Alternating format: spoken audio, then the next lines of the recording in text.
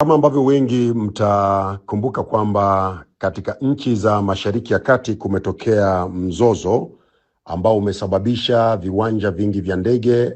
kusitisha safari za ndege za kawaida na kusababisha watu wengi kukwama katika viwanja mbalimbali. Sasa katika uwanja wa ndege wa Dubai kulitokea taarifa hapa za Watanzania ambao walikuwa wamekwama huko, kama ilivyokuwa kwa raia wa nchi zingine ambao walikuwa wakitafuta namna ya kurudi nyumbani. Serikali kwa kutambua hilo kupitia shirika la ndege Tanzania ATCL imetuma ndege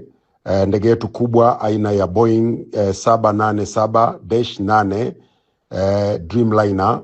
ambayo ina uwezo wa kubeba abiria 262.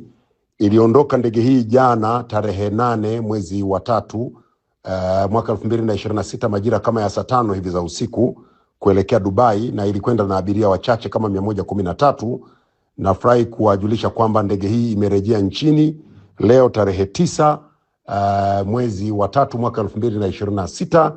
ikiwa na abiria takriban 230 ambayo ni chini ya uwezo wake wa abiria 262. Abiria wengine hawakutokea uwanjani, na ningependa kuweka sawa hapo kwamba ndege hii ilibeba abiria ambao walikuwa na tiketi za ATCL, lakini pia kwa abiria ambao walitaka kusafiri waliokuwepo airport pia walipata nafasi ya kusafiri kurejea nyumbani, ikiwa ni ndege maalum ambapo ATCL waliomba kibali, ndio maana zinaitwa ndege maalum, kwa sababu hairuki kwa ratiba ya kawaida ya ndege ambazo zimekuwa zikienda huko Dubai kutoka shirika letu la ndege la ATCL. Kwa hiyo abiria hao 230 wamerejea nchini leo majira kama ya saa 7 na dakika 52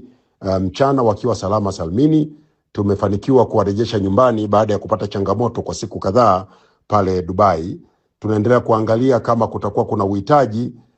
basi tuone kama tunaweza kupata kibali pia cha kufanya hivyo, lakini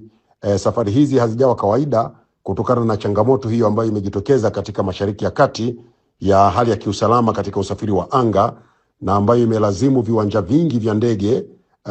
kusitisha safari katika ratiba za kawaida za ndege.